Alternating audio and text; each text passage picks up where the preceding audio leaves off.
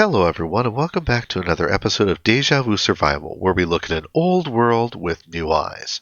My name is Glitch. It's been a while, I know. Not long after my last episode, my computer started giving me trouble when I tried to record. Mostly it would drop frames or freeze if there were too many things happening on the screen at once. I could still manage a redstone video because not as much happened at the same time, but I could tell that the old gray mare wasn't quite what she used to be. Thankfully, I've recently had the chance to do some upgrades, and I hope that those problems will be in the rearview mirror for the future. I've tried to keep busy, and you'll notice a few redstone builds scattered around, as well as a little bit of expansion to the farm.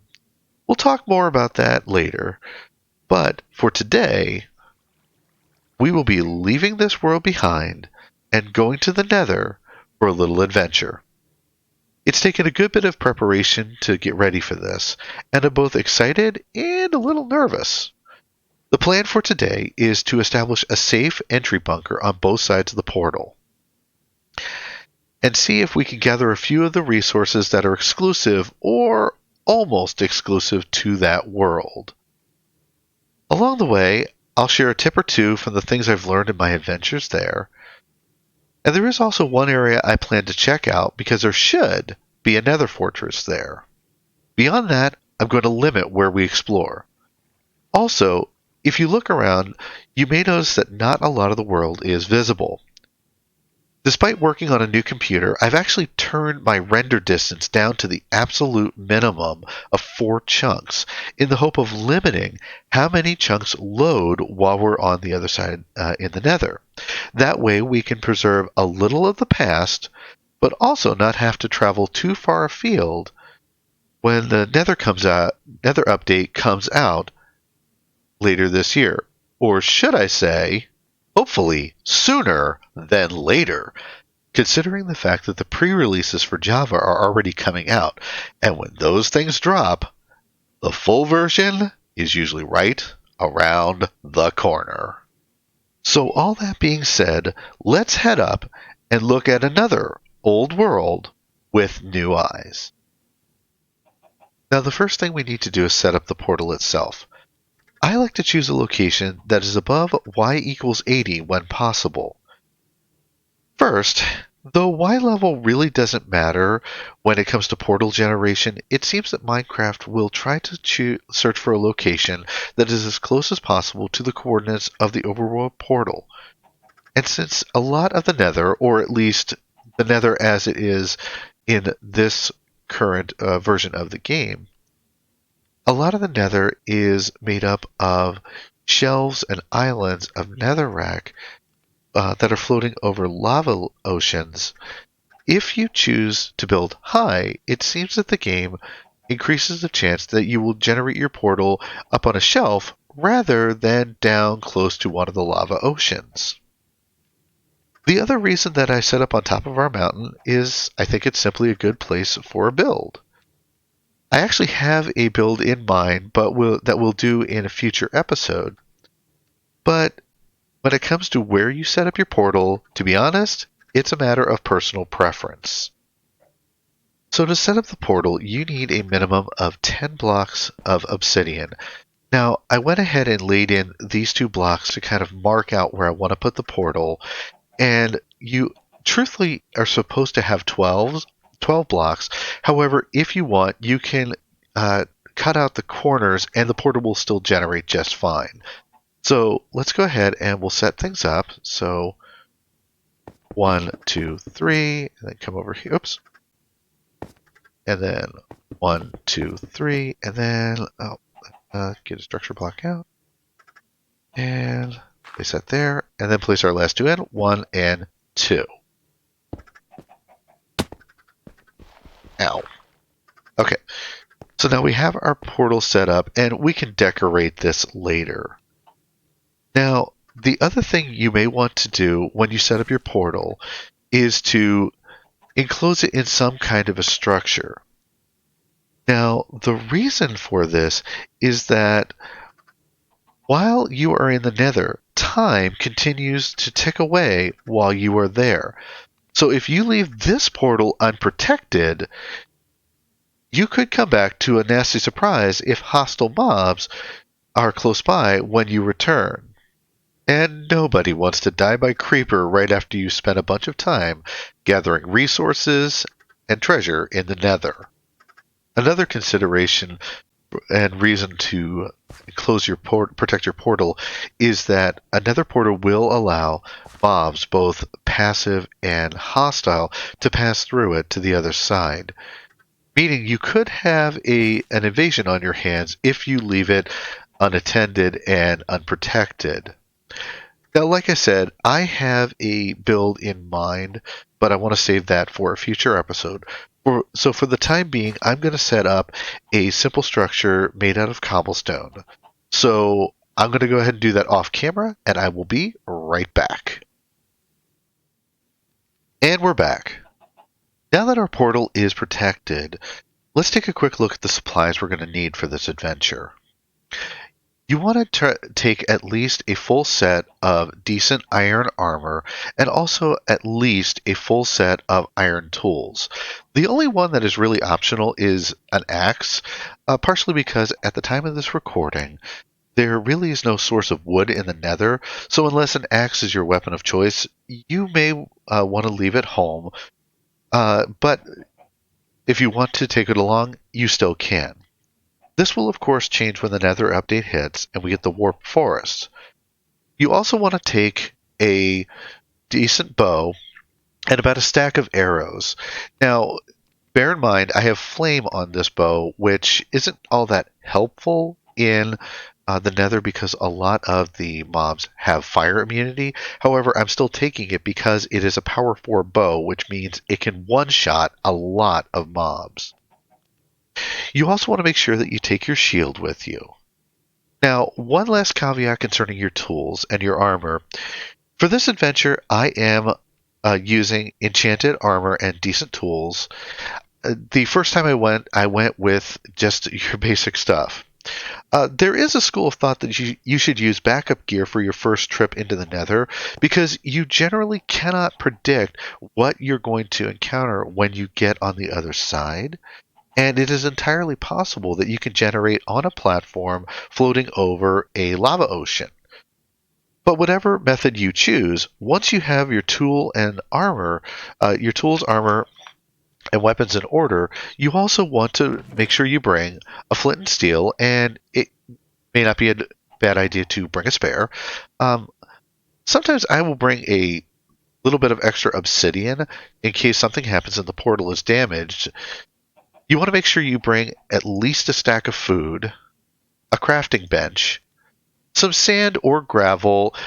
You can use this as an elevator to get up and down for long drops within the Nether. At least a stack of torches, and it isn't a bad idea to bring some extra coal so that you can make torches on the fly. Bring an iron pickaxe, an extra iron pick, because though the main material that you'll find there breaks pretty easy, you'll burn through picks pretty quick. And you also want to bring at least 3, if not 4, stacks of cobblestone. And you can get this by mining, or you can build a cobblestone generator like we have out back here.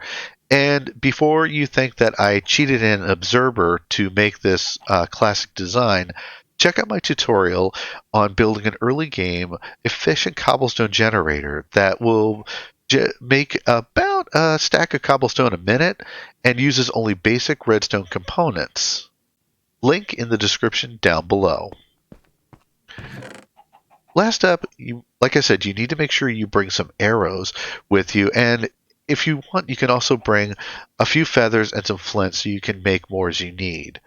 And also, you want to bring some logs with you, just like mining. Remember that 1 stack of logs equals 4 stacks of planks, so it saves a lot of inventory space to bring just the raw wood. Now you may notice that there is no bed on the list, and the reason for that is the reason for that is you can't use them in the nether. Because if you try and sleep, the bed will explode. Not exactly what I would call a restful night, but it is part of the reason that so many people are excited about the respawn anchor, which will allow us to set our spawn in the nether. That being said, now that we have our portal set up and we are geared up, time to take out the flint and steel, light the portal, and let's head out on our adventure. All right, firebrand at the ready. Here we go.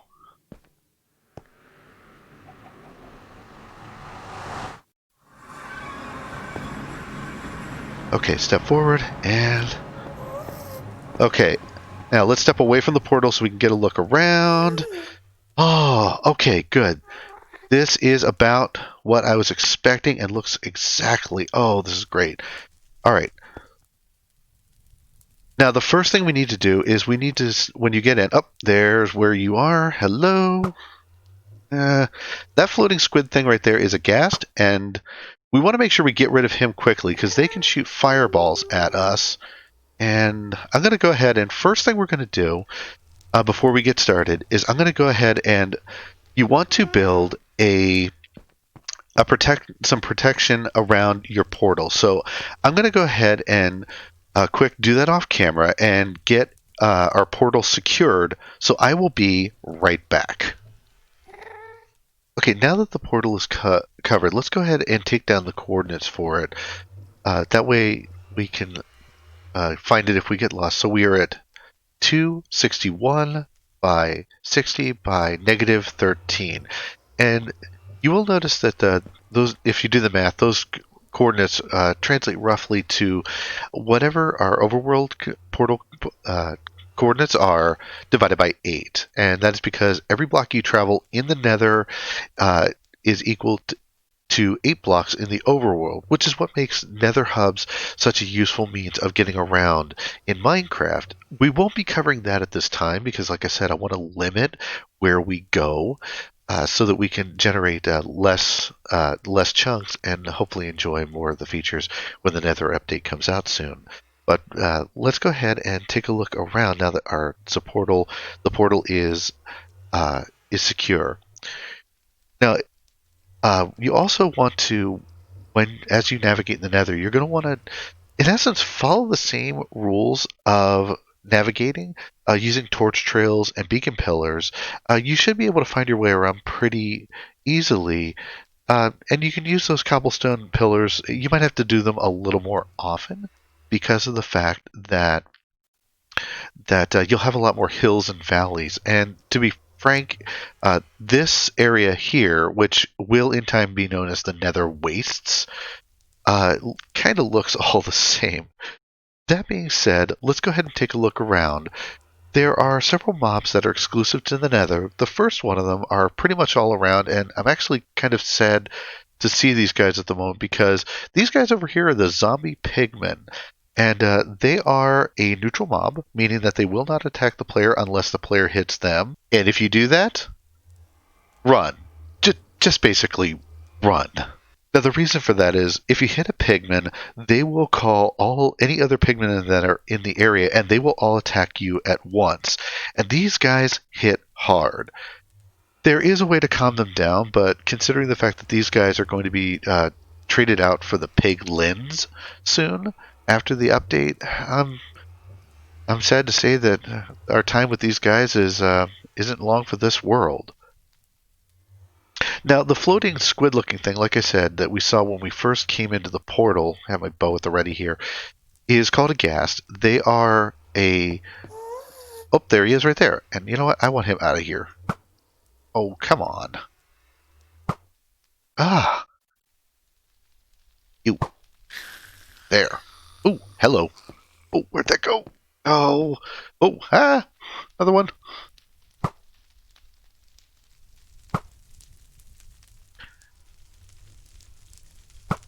It would appear I can't hit the broadside of a barn at the moment.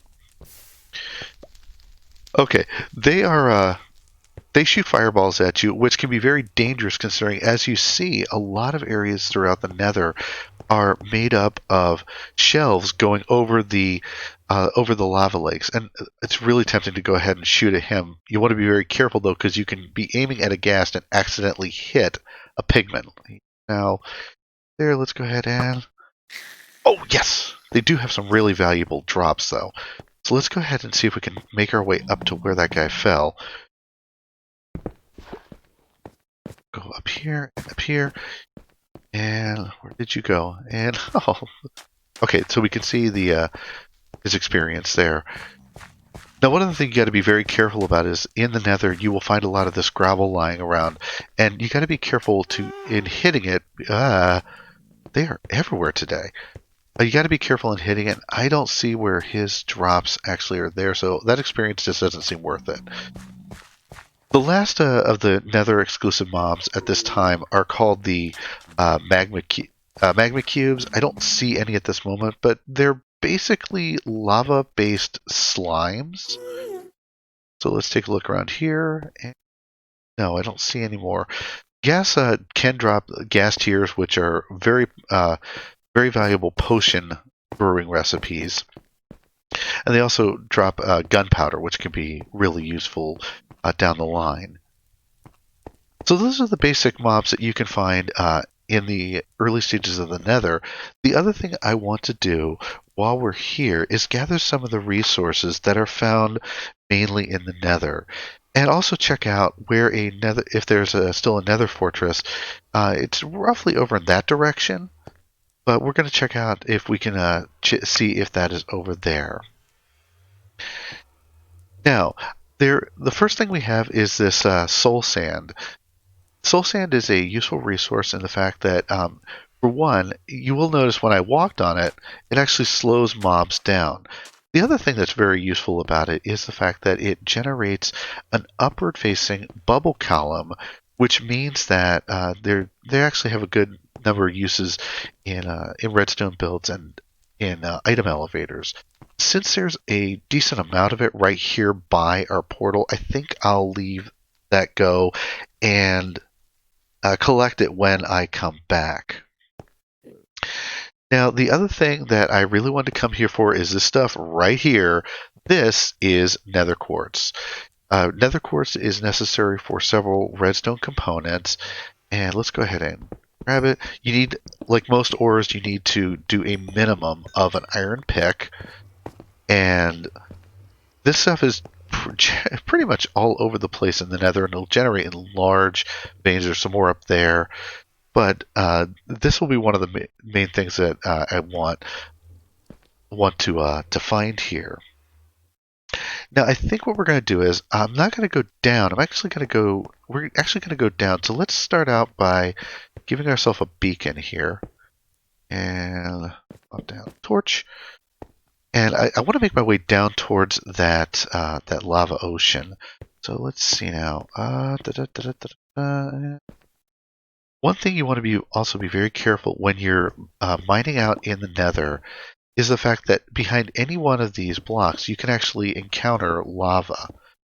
This main material that we're kind of digging through right now is called netherrack, and it breaks very easily. And actually, I think we're going to do our 2 torches right there. It breaks fairly easy, and that's one of the reasons that gas fireballs can be really dangerous, because it can blow out a whole section. Another resource you want to find when you're here is glowstone. It's this stuff that's hanging from the ceiling, and you can find it in other locations. I think there was some down here that we could get to relatively easily, but okay, we're gonna have to dig down.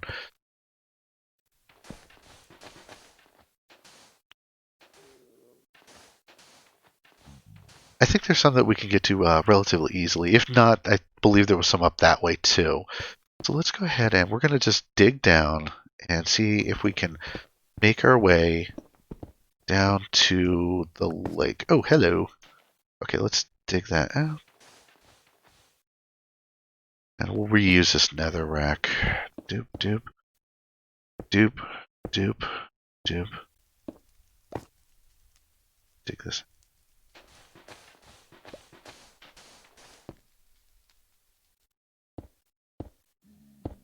Another thing you want to bear in mind, in the Nether, lava actually flows as fast as water does in the overworld. So if you wind up in a lava flow, you'll need to be very cautious because it can be it can basically wash over you and catch up with you very, very fast. Okay, so let's go ahead and jump back up here. All right, so here is our way up. I seem to remember. Nope. Okay, good. All right, so down. I want to come down here.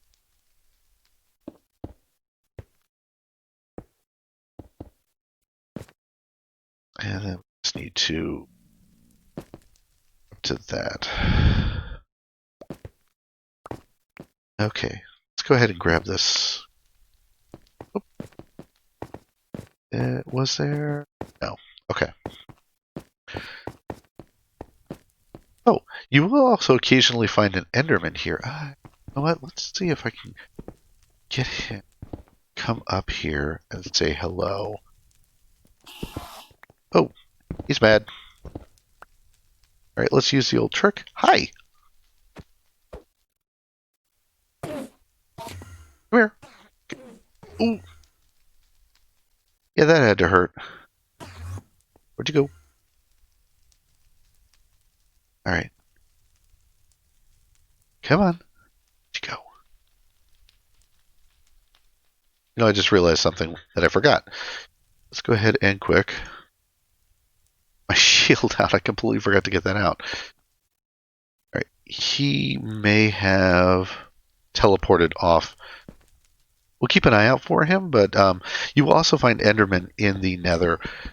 And that will also apparently be a bigger deal later on because they will especially show up in, I believe it is the warped forest. All right, let's go ahead and 2 torches here to help us find our way up. And need to, and there we go. That will lead us up. All right. Oh, there you are. Hey, and you're still mad at me.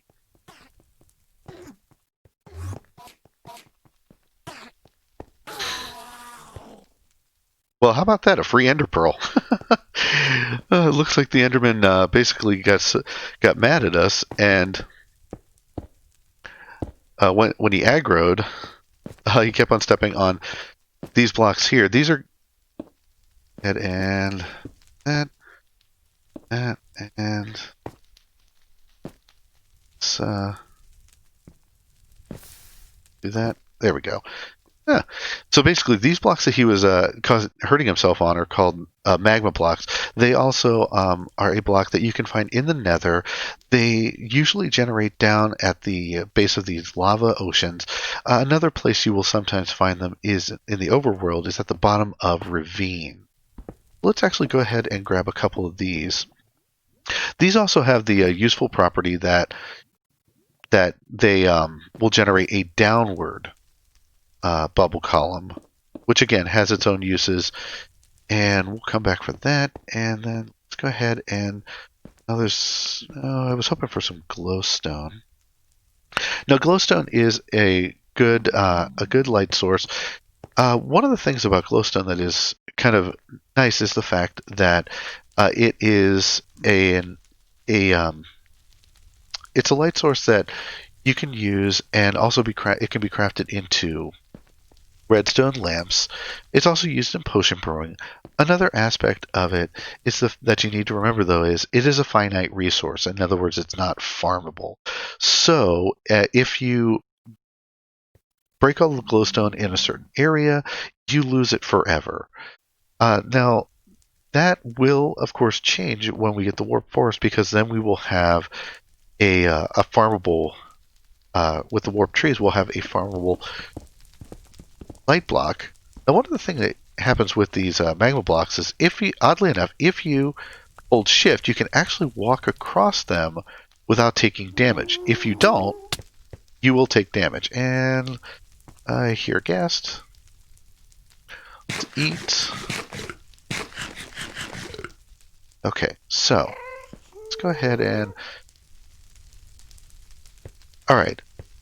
So we have some quartz, and we also have some soul sand because it took that to get down here. Last up, I want to go ahead and I'll try. I'm going to try and put the find the glowstone a little further up that way. But I want to check over in that direction over there. Oops. Keep on doing that backwards. I want to check over in that way because there was a Nether Fortress over there, which I would like to try and get to. We're not going to take it on today, primarily for time's sake. And let's go ahead and put these fires out as we go. Primarily for time's sake, and the other reason being the fact that your first time through is not the wisest time to try and take on a Nether Fortress. But let's go ahead and take a look over here. And I think... Yes! Okay, good. Oh, ah! Incoming!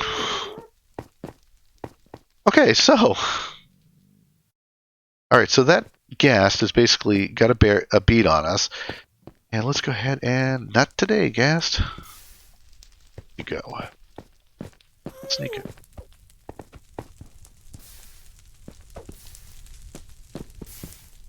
Hi. Ah! Running. What? Take that. Ooh. That fall in the lava. Ooh. Gunpowder. Okay, I want to get that. Let's go ahead and... Alright, so let's quick duck down here. Get his experience. Ooh, and a ghast here. Okay, this is one of the really valuable drops that a ghast can have. It's called a ghast here. Use it in potion brewing. And right up here is the glowstone. Okay, good. So I'm going to go ahead and come up here. Now, let's grab this first. So this is glowstone, and we're just going to, when you break it without a silk touch, you get the glowstone dust. And then I'm going to only grab a little bit because after we're done, later on, I'd like to come back with a silk touch, because if you silk touch a glowstone block, you actually get the glowstone block. And the only issue being the fact that you get 3 to 4 glowstone dust per block, and you're not always guaranteed to get the full 4, which it takes to craft it back into a block that you can use for a light source. And the best part, and also, let's take a look, and right here it is. Here is the base of our nether portal. And the ghasts are just going crazy today. All right, so these pillars mean that the nether fortress is right where it used to be. So we're going to go ahead and save that for next time. And the reason for that is, right now, we've got a decently full inventory. And I would frankly like to take on the nether fortress with a few less resources in my inventory and a couple extra items that'll help us to take it on. So with that being said, I'm going to go ahead and make my way back to our little nether base, and I will meet you guys there. Okay, now that we're back at our little nether base, I'm doing just a couple of improvements before we head back. Mostly, I just broke out a couple of pieces of cobblestone and used some of the sand we brought to add some windows, because that gives us the ability to look out and see what's going on when we come into the nether. Now, that pretty much covers the resources and mobs that you can find in the nether in general, unless you want to count the giant oceans of lava that are all around it. I mean, lava can smelt up to 100 items if you take a lava bucket back, so it never hurts to have a couple of buckets handy, hanging around in a chest. Words one only says in Minecraft. But that being said, the last thing we're going to do before we head back into the overworld is I'm going to go ahead and craft up a chest, and we're going to leave behind some of our supplies. And the reason I do this is simply because there are some things that, like mining, it helps to be able to leave. Like I usually will leave the coal behind, and we might as well leave the cobble we had left over. We'll leave the glass here just so that we can use it in the future, and also the wood. And all of these are. I leave all these here because these are things we cannot just grab out, go mining to replenish once we get back. But we've been able to get some nether quartz, some magma blocks,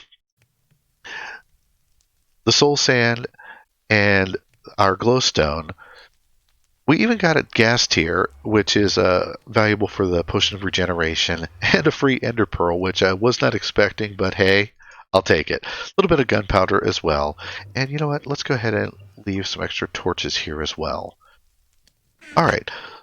So with all that being said, the last thing we need to do is head back in to the overworld.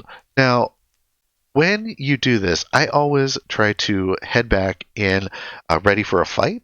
Now, the reason I do this is because the first time I went to the Nether, I learned that Nether portals will allow mobs to pass through in both directions. Because I went through the portal and immediately started to take damage even before I had control over my character. Turns out a magma cube was in range of me when I came out of the portal, and it aggroed, but then it went through the portal on the way to attack me. So once it was through the portal, it just sat there in an unloaded chunk until I showed up laden with stuff. So it only happened the one time, but once bitten was almost burned. So let's go ahead and head back to the portal and head for home.